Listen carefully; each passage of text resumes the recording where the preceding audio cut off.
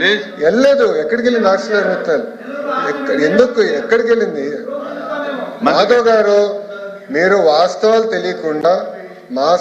తెలియకుండా మీరు మాడటం కరెక్ట్ కాదు.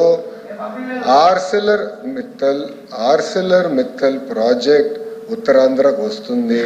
మేము భూములు కేటాయించాం, ఎన్వైరన్మెంటల్ క్లియరెన్స్ చేయించాం. పక్క రాష్ట్రాలు 10 సంవత్సరాల ప్రాజెక్ట్ ముందరికి వెళ్ళకపోతే ఇక్కడ ఉన్న మా మంత్రి టీజీ భరత్ గారి నాయకత్వంలో 16-17 నెలల్లో వాళ్ళని తీసుకొచ్చాం. That is going to be India's largest steel plant. ఒక విశాఖపట్నంలో 2వ స్టీల్ సిటీ మేము కట్టబోతున్నాం. ఎందుకు కంగారు పడుతున్నారు? ఎందుకు అధ్యక్ష? అన్ని ప్రశ్నలు సమాధానం చెప్తున్నా. మాధవ్ గారు కొంచెం బీపీ ఎక్కువైంది, బీపీ బిల్ ఇవ్వండి, కొంచెం కామ్గా ఉంటారు. ఇప్పుడు ఆయన గూగుల్ గురించి ఒక ప్రశ్న అడిగారు అధ్యక్ష. న్యూస్లో వచ్చింది, గూగుల్ ఎక్స్పాన్షన్ ఒక రాష్ట్రంలో చేస్తున్నారు. అక్కడ ఏం రాశారు? చాలా స్పష్టంగా ఆఫీసు అద్దెకి తీసుకుంటున్నారు అని వాళ్ళు చెప్పారు. ఇప్పుడు నేనేమంటున్నానంటే అధ్యక్ష,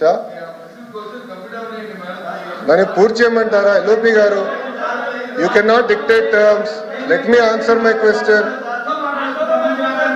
మాధవ్ గారే ప్రశ్న వేస్తారు, మాధవ్ గారే సమాధానం అధ్యక్ష, బేసికలీ నాకు అర్థమైంది ఏంటంటే ఆంధ్ర రాష్ట్రానికి పరిశ్రమలు రాకూడదు అనేది ఒక లక్ష్యంగా పెట్టుకుంది వైకాపా పార్టీ.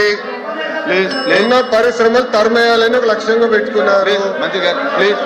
అధ్యక్ష, నేను సూటిగా ప్రశ్నిస్తున్నా, టీసీఎస్ కి భూమి ఇస్తాం తప్ప, కాగ్నిసెంట్ కి భూమి ఇస్తాం తప్ప, మదర్సన్ కి భూమి ఇస్తాం తప్ప. It is the government policy. Government ఏ నిర్ణయం తీసుకుందంటే పక్క రాష్ట్రాలతో మనం పోటీ పడాలి. విశాఖపట్నంలో ఐటీ ఎకో సిస్టమ్ లేదండి. It is a fact. IT ecosystem ఎక్కడుంది?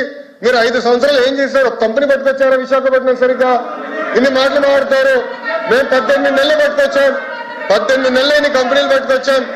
ఆర్సిలర్ మిత్తల్ విశాఖపట్నానికి వచ్చింది, ఈ రోజు టీసీఎస్ విశాఖపట్నానికి వచ్చింది, కాగ్నిసెంట్ విశాఖపట్నానికి వచ్చింది.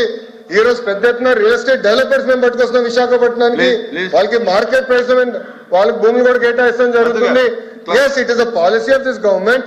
మేము ఇన్ఫ్రాస్ట్రక్చర్ బిల్డ్ చేయాలి. టూరిజం మంత్రి గారి నాయకత్వంలో టూరిజం పాలసీ కింద హోటల్స్ మేము కట్టాలి.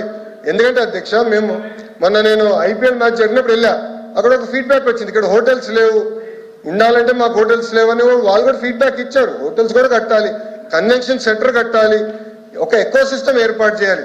అధ్యక్ష,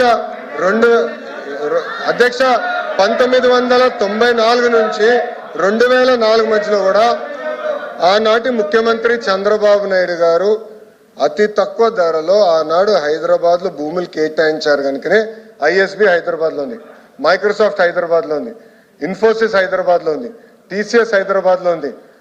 అట్లా అనేక పరిశ్రమలు వచ్చి ఈ రోజు ఒక జీసీసీ క్యాపిటల్ అయిందంటే దానికి కావాల్సిన